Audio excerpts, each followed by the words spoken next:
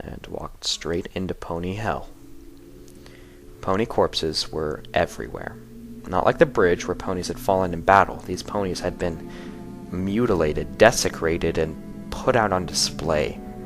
Some poor pony's body hung from the ceiling, head and hooves severed, and flesh sliced open and pulled back to reveal the meat and bones beneath. Heads and limbs hung from chains like sick party decorations. The rotting body of a pink pony with a violet mane was mounted, spread-eagled over a bookcase with railroad spikes. 2 had been driven into her eyes. On another wall, a torso had been skinned and sliced open, the pony's entrails pulled out to decorate the shelves like streamers.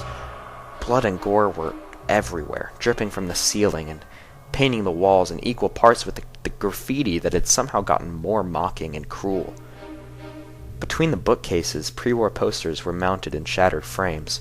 Some raider pony had painted over one of them, "Reading is magic," with a crude but effective description of a megaspell detonation. Another, "The most beautiful ponies have beautiful minds," was covered over by a painting that was simply pornographic. The books had been burned in piles, the floor was layered in ash and filth. The stench was unbearable. The room was dominated by 3 cages, 2 large square ones and a smaller one hanging from the ceiling, which was barely big enough for a pony.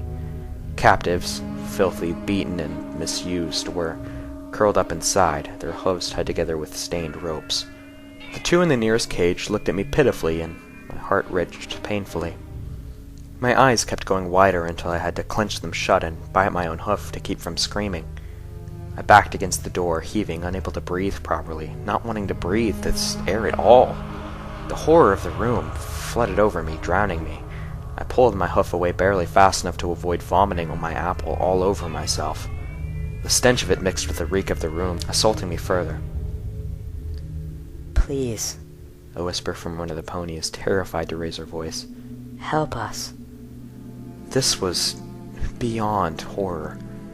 I pressed my eyes tighter and tighter, and then opened them as a wave of brutal determination cut through the sickness. "Please, help." That was no voice, disembodied and trapped in an eternal loop, coming from some radio signal floating through the ether. These were living ponies. They were right here in front of me, and they needed help. And I was as damned as these raiders if I was going to make them beg again. The screwdriver and bobby pin slipped out and immediately began working on the nearest lock. With a click, the metal cage door swung open. Inside, 2 ponies bound and laying in their own filth. I realized uncomfortably that I had nothing to cut the ropes with. I tried to untie them with my magic. The first pony's ropes were so wet with blood that I could pull them apart, but the second ponies were bound too tightly. "Are you for real?" The first pony stood shakily. "I'm free?" I nodded, then glanced to the other ponies. I had no idea how I'd reached the one hanging in the cage. "If you could help me with..." The pony blanched and shook her mane. "Oh, no, I can't stay here any longer, but here, take these supplies. I managed to squirrel them away." The pony dug into the floor muck with her hoof, revealing the utterly pathetic pile of scraps laying on a dirty rag that amounted to her entire worldly possessions. A can of diced carrots, a box of pre-war single-serve cake, a handful of bottle caps. It broke my heart. "No, you keep it. You'll need it more." I paused, my eye catching a single shotgun shell in the pile. "Actually, I'll take the shotgun shell. Thanks." I magically opened the shotgun and slid it into place. Now I had 2. The pony had already folded up the rag, picked it up in her teeth, and slinked rapidly out the door before I could say anything else.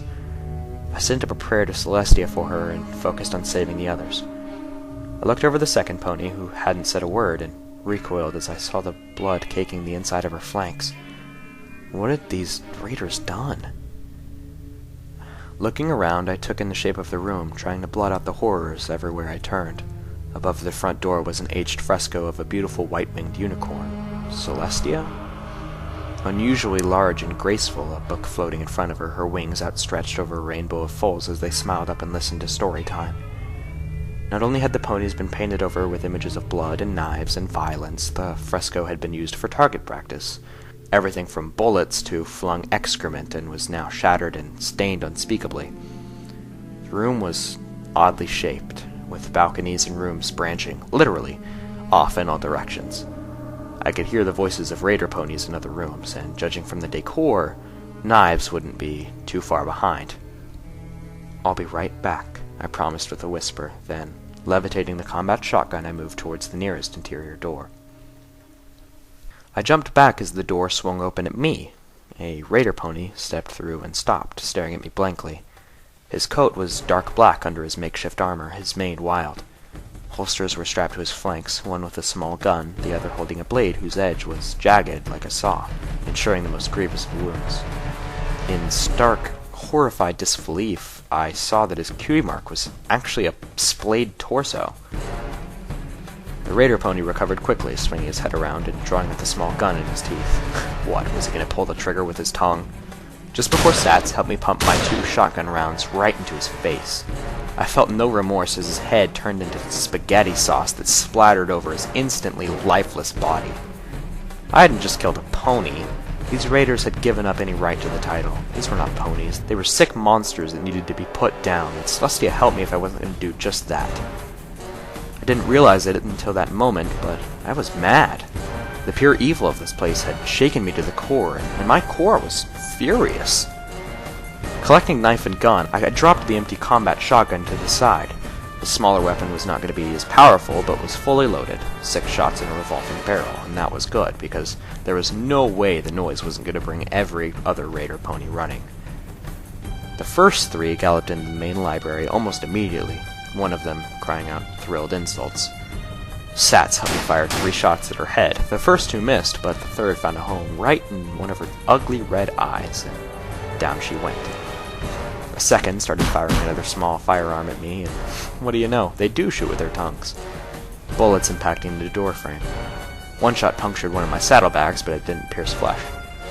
I crouched and poked my head around, levitating the revolver in the open doorway.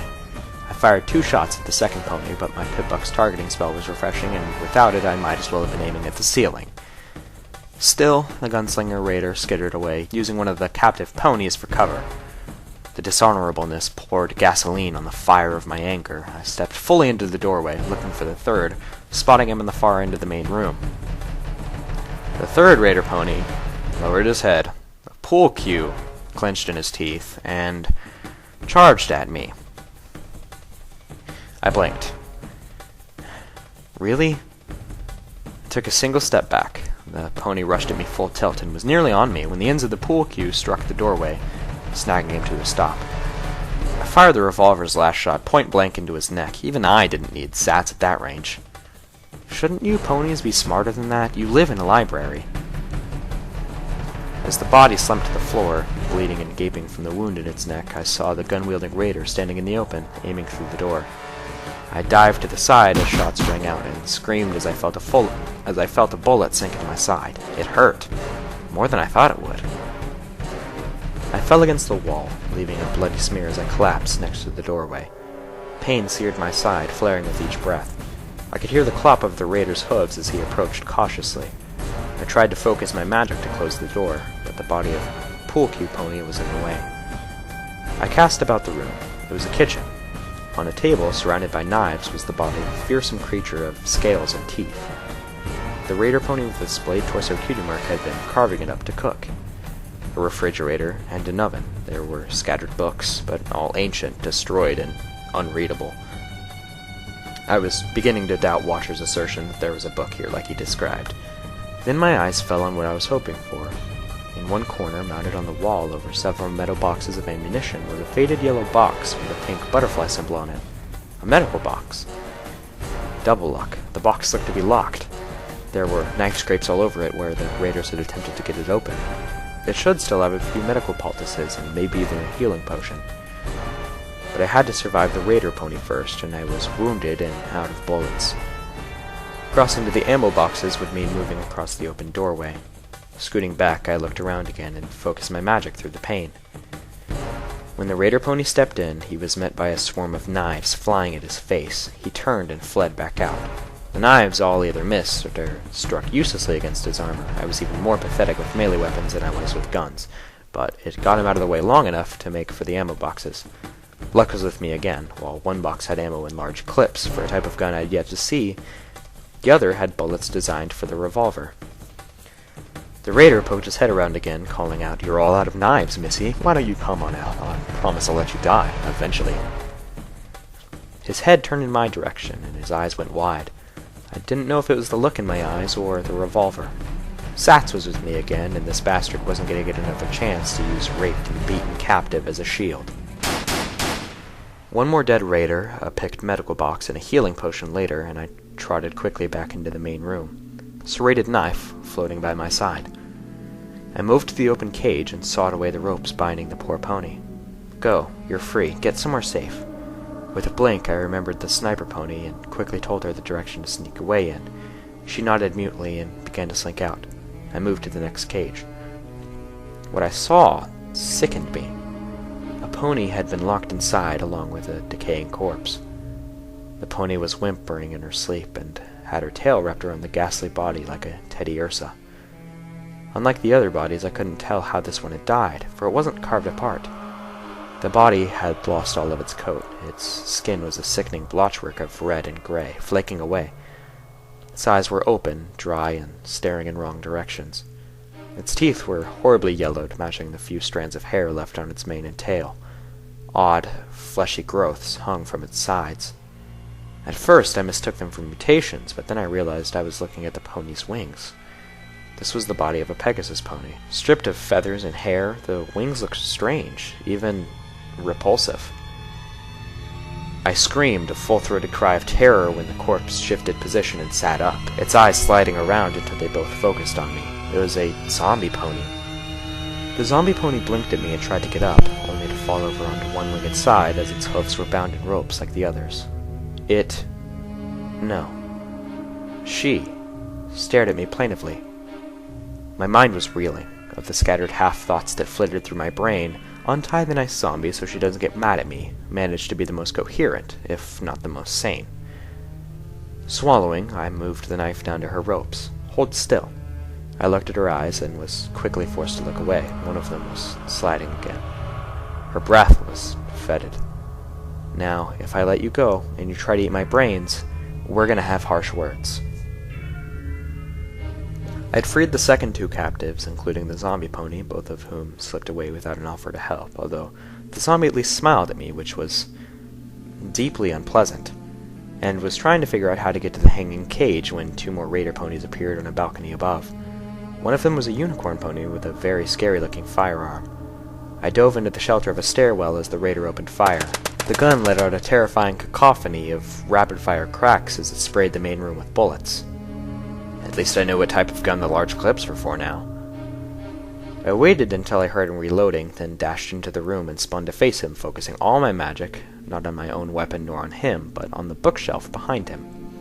The glow of my horn stood up brighter and brighter as he lifted the reloaded assault rifle and took aim for my head. The bookshelf came down on top of him, knocking him unconscious.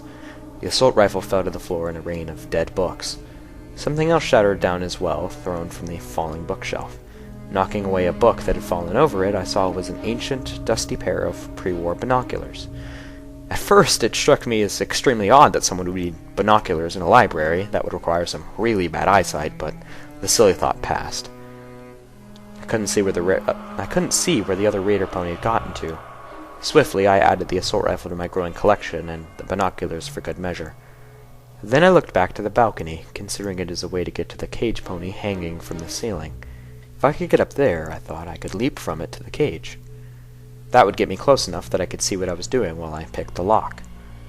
The second raider pony appeared back at the railing, a wicked grin on his face. With the hoof, he shoved forward an ammo box and then tilted it over. The lid sprung open and half a dozen orange discs poured into the library below.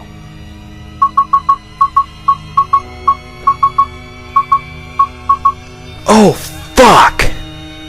I dashed as fast as my little legs could take me, leaping over the body of Pool Cue Pony and under the kitchen table, using my magic to toss it over me as a shield.